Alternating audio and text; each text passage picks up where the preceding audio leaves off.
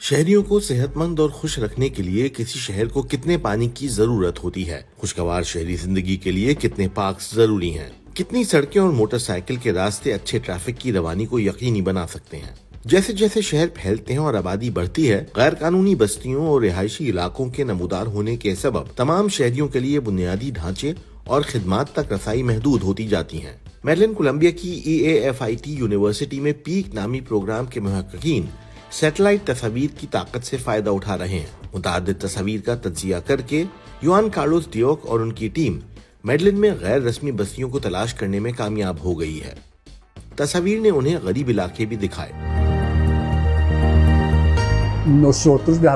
ہم تعداد پر مبنی طریقے تیار کرتے ہیں جو ہمیں ان تصاویر سے سروے کیے بغیر محلوں کو بہتر طور پر سمجھنے کی اجازت دیتے ہیں۔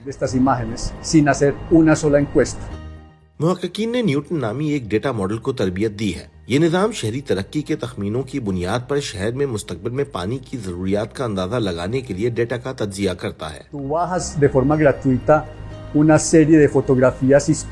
آپ اس شہر کی تاریخی تصاویر کی ایک سیریز ڈاؤن لوڈ کرتے ہیں جس کا آپ مفت اور مصنوعی ذہانت کے لیے تجزیہ کرنا چاہتے ہیں۔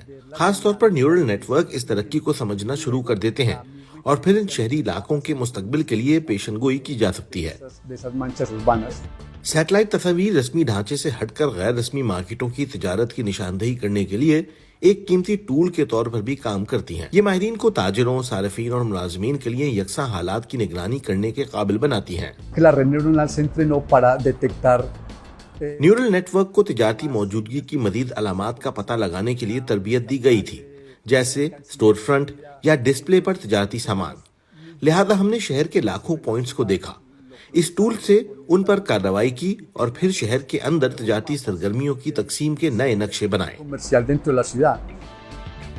پائیدار شہری نقل و حرکت کے عالمی چیلنج کے لیے سیٹلائٹ امیجز کا استعمال بھی اہم ہو گیا ہے۔